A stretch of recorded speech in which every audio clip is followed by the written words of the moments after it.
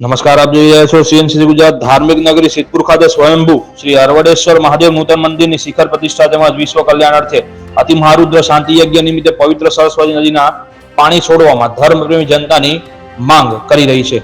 આશ્રમ સમી વહેતી ઋષિ પરંપરા અભિન્ન અંગ સમી માં સરસ્વતી નદીના જળમાં સ્નાનાર્થે ઉપસ્થિત હશે જ.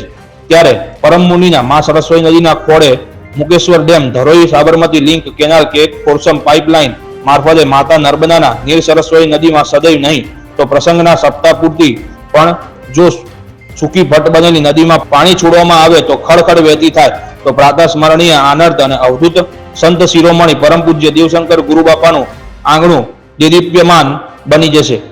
તો ગુજરાત રાજ્યની સંવેદનશીલ સરકાર અને આવા ભૂતપૂર્વ પ્રસંગે માં સરસ્વતી નદીના પટમાં રેવા નર્મદાના જળ પ્રવાહથી નવ પલ્લવિત કરે, જેથી પૂર્ણ કુંભ સ્નાન સન્માન પુણ્ય અર્જિત કરવા ભક્તજનોએ અવસર મળી શકે. વિશ્વ કલ્યાણ અર્થે જ્યારે બ્રહ્મર્ષિઓ 1 કરોડ આહુતિઓ હોમ દ્વારા અતિ મહારુદ્ર શાંતિ યજ્ઞના સંકલ્પથી કટિબદ્ધ થયા હોય તો સ્થાનિક રાજકીય અને સામાજિક નેતાગીરીનું કર્તવ્ય બને છે આ સંકલ્પ પૂર્ણ રૂપે સિદ્ધ થાય તેવી લોકમાં ઉઠવા પામી છે.